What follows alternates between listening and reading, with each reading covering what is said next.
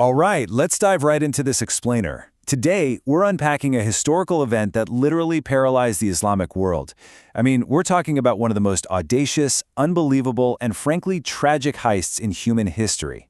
Imagine an artifact so sacred that its sudden disappearance fundamentally altered the daily spiritual practices of millions of people. Yep, we are talking about the theft of the Black Stone from the Kaaba. So let's get right into exactly how this incredible story unfolded. I really want you to picture this for a second. Imagine completing this arduous, life-changing journey from across the globe to perform Hajj. You finally arrive in Mecca, but the holiest site is completely defaced. The Kaaba's door is just ripped off its hinges, and the Black Stone, an absolutely essential part of the pilgrimage, is simply gone. Not covered up, not hidden, physically ripped out of the wall. This wasn't just some run-of-the-mill vandalism. It sparked a massive geopolitical mystery that sent absolute shockwaves across empires. Everyone was asking, where did it go? And honestly, who on earth would have the audacity to take it? The sheer scale of this disruption is just staggering. 22 years. That is how long the Black Stone was missing. For over 2 decades, an entire generation of pilgrims circumambulated a Kaaba that was missing its most famous stone. Can you imagine the psychological and spiritual toll that took? The central focal point of their faith was basically held hostage, and the major powers of the time were seemingly powerless to do anything about it. But you see, the theft itself was really only part of the nightmare. The tragic cost of this heist was a staggering 30,000 pilgrims killed in cold blood. This wasn't some stealthy, dead-of-night museum job. It was a brutal, full-scale military assault on civilians who were in their absolute most vulnerable state. The perpetrators didn't just want the stone, right? They wanted to send a terrifying, unmistakable message of absolute dominance. So, to understand who orchestrated this absolute bloodbath, we have to look at the Qarmatians. They were an extreme political and religious faction of Ismaili Shia, tracing their sect back to Ismail bin Jafar al-Sadiq. Founded by a guy named Hamdan, who went by the nickname Qarmat, this group relied heavily on their nomadic military lifestyle. Because of how they lived, they basically sustained themselves by launching aggressive, non-stop military raids on neighboring states. These guys were fiercely capable fighters, and they definitely did not play by the traditional rules of the major empires around them. And their shifting alliances perfectly capture the volatile political climate of the 10th century. I mean, the Qarmatians fiercely hated the Abbasid Caliphate, mostly because the Abbasid rulers had a long history of heavily persecuting and killing Alawites. But initially, they were actually pretty friendly with the Fatimid Caliphate because of their shared Shia sect. However, as we know, politics rarely respects doctrine forever. The Qarmatians eventually turned on their Fatimid allies too, raiding their lands over in the Levant and Palestine. War officially broke out between them after 969 AD, when Umayyads took power in the Fatimid state. The Qarmatians were, without a doubt, a total wildcard. They'd attack anyone if it served their interests. Now let's look at the horrific day itself.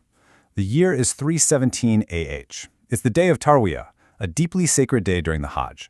Pilgrims are in the state of Ihram, which strictly forbids violence of any kind. They're expecting total peace, completely focused on their spiritual journey, and right then, at this exact moment of total vulnerability, Abu Tahir al-Qarmati leads a ruthless, terrifying raid directly into Mecca. They storm the holy mosque itself, violently shattering the ultimate sanctuary of the Islamic world. Let's just quickly walk through the timeline here. It all kicks off with that initial attack on Mecca on the day of Tarwiyah in 317 AH. Moments later, right amidst the absolute chaos and the slaughter of those 30,000 pilgrims, the Qarmatians physically ripped the Black Stone and the door straight off the Kaaba. And here's a crazy detail. They actually tried to steal the Maqam Abraham too, the sacred stone with Abraham's footprints. But the custodians of the sanctuary thought incredibly fast and managed to hide it away before the raiders could grab it. Finally, the Qarmatians load up the stolen stone along with all their massive loot and transport the whole shebang all the way back to their stronghold in Al-Asa. So what exactly did they do with it once they got back to their territory? Well, the Qarmatians actually tried to set up an alternate pilgrimage site. They took the stone to a large house in a region called Al-Jish in Qatif. Then they issued this tyrannical decree, ordering the local people of Qatif to perform their Hajj at this newly fabricated location instead of Mecca. But the locals valiantly refused. And the Qarmatians' response? They ruthlessly executed anyone who dared to defy them. They were literally trying to force a geographical shift in a global religion through sheer terror. It's just wild. Now, if you're wondering why someone didn't just go get it back, recovering the stone through normal means proved absolutely impossible. First, the Abbasid Imam of Makkah, Ibn Mahalab chased after the raiders with his men as they fled toward Hajar. He literally begged them to return the stone, offering them every single piece of wealth he and his men possessed. The Qarmatians flat out rejected it. Ibn Mahalab was forced into a battle he couldn't win, and tragically, he was killed.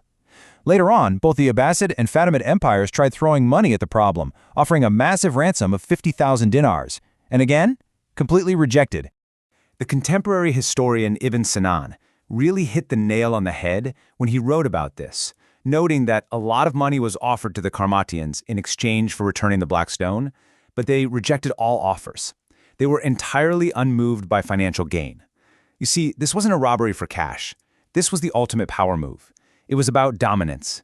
They had successfully humiliated the two largest, most powerful empires in the region, the Abbasids and the Fatimids, leaving them looking completely and utterly powerless.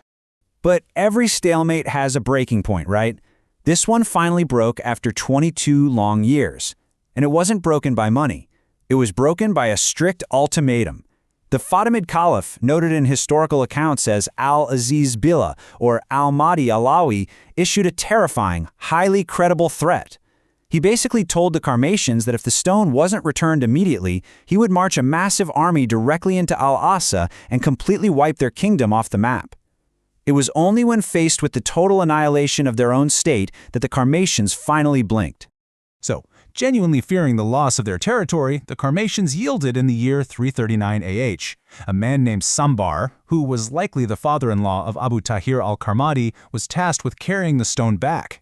But they didn't just quietly slip it back into Mecca in the dead of night. No, Sambar made a deliberate pit stop in Iraq at the Kufa Mosque.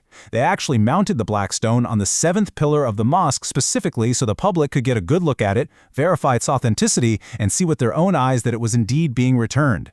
Only after this massive public viewing did it finally make its way back to its rightful place in Mecca. But get this, even in total surrender, the Qarmatians just couldn't resist one final act of utter defiance. Abu Tahir's brother actually attached a letter to the returned stone, declaring, "We took it by the power of God, and we returned it by the will of God." I mean, they completely refused to admit defeat to the Fatimids or the Abbasids. Instead, they framed both the horrific theft and the forced return as divine decrees. It was a masterful, if incredibly arrogant, piece of political spin just to save face. By the mid-11th century, the Qarmatians were completely finished. They crumbled into these scattered, isolated groups across Persia and Iraq, essentially fading into a footnote in history. But this incredible historical heist leaves us with a really profound question. How did a relatively small, nomadic faction manage to hold the world's most sacred artifact hostage for over 2 decades, completely paralyzing massive empires? It's a striking testament to how extreme tactics, shocking brutality, and geopolitical disruption can sometimes override massive wealth and traditional military might. What a truly incredible piece of history. Thanks for diving into this explainer with me. Until next time, keep questioning the history you think you know.